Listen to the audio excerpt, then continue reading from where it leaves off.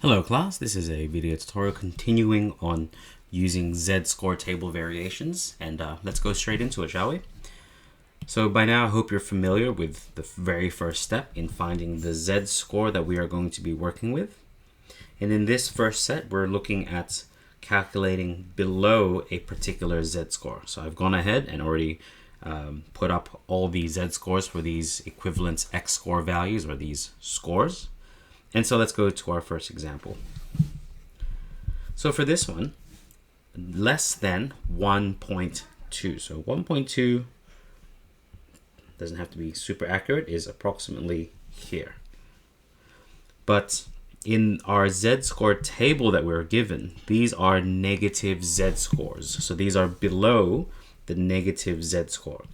So if we take a look at negative 1.2, so negative 1.2, you can see that it is, well, let's draw this out first. Negative 1.2 is approximately here. So this in orange is all that we can find in our table. So we have to think about the shape that we are working with. So now take a look. This in orange will be equivalent to this one here shown in green. See? So below negative 1.2 is equivalent to above positive 1.2. But since we want this one here in blue, it's the equivalent of, so the one in blue here is equivalent to this one here. So now think about this. Since we want the one in blue, which is equivalent to this one, this is the same as 100%, or 1 minus this one shown in negative 1.2, which is 0.11507. So 1 minus 0.11507. So putting that into our calculator, this gives us 0.88493, which is equivalent to 88.493%. Which the final step of this one is, well, we take 88.493%. We multiply by the total number of competitors, which is 1,000. Sorry, too many zeros there. So times 1,000, which gives us 884.93, which will just follow regular rounding rules for this one. 885 competitors. That's the answer to the first one.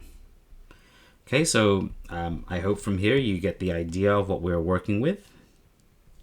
So let's just start going through the answers for this one. You can pause anytime and give this a go yourself. Okay, so next one. Okay, so for this one, we're looking for less than 0.8. Okay, so less than 0.8 is approximately here. And remember, in this one, this table only gives us less than negative 0.8. Okay, so less than negative 0.8 would be here. And as we've seen before, this in orange is the same as this one in green. And so if I want this one in blue, that's the same as this one here in blue using the negative Z-score. So once again, this is going to be 1 minus what we see here. So 1 minus 0.24196. So 1 minus 0.24196. This gives me 0.85804. Which, if I now want to find the number of competitors, that's going to be 85.804%. Multiply by the 1,000 competitors, which gives me again 858 competitors. Okay, that's essentially the general idea. You can pause and just follow along with these ones. Okay, so let's keep going with these. So less than 2. So that's literally this one here. But our z-score table only gives us less than -2. So that would be here. But once again, this here in orange would be the exact same as this one here in green. So if I want this one in blue, it would be the same as this one here shown.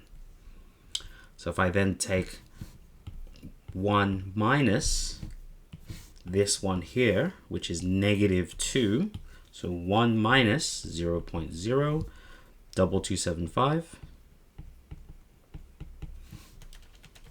so 0.02275, this gives me 0.97725, which, moving this down, which is about 97.725% times the 1,000 competitors,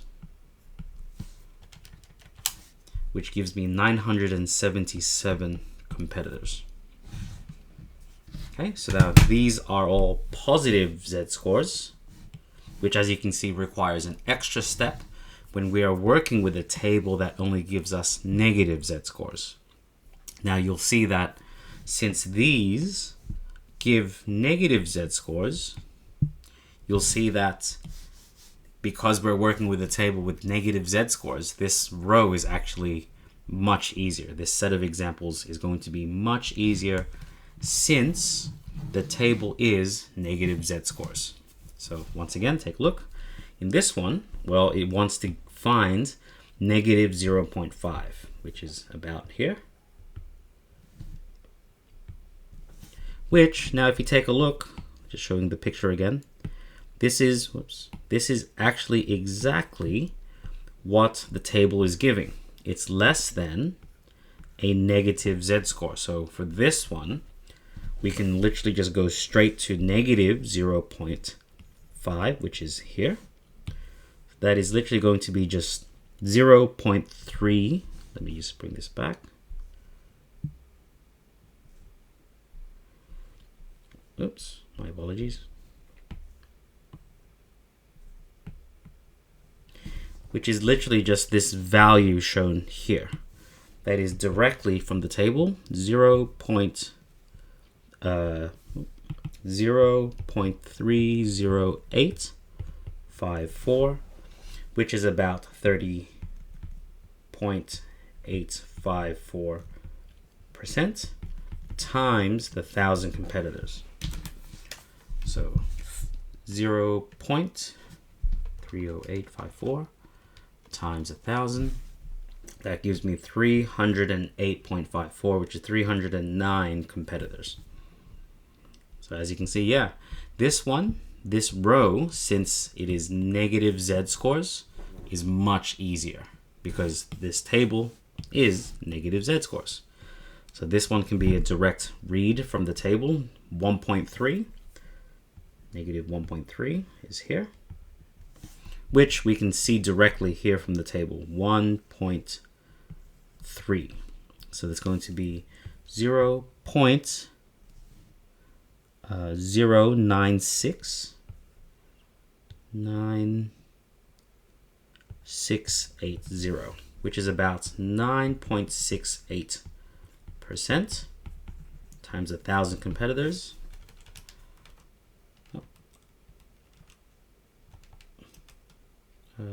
Percent times 1,000 competitors, which gives me about 96.8, which is 97 competitors.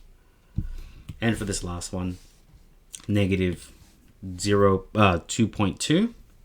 Negative 2.2 is directly from the table, which is 0.01390. Whoops. Which is about 1.39% times the 1,000 competitors, which is 13, 14 competitors. Okay, so that's it for the first set of examples. So I hope that's given you an insight into calculating percentages below a particular Z-score. And as you can see, it's working with the same ideas of the symmetry of the normal distribution.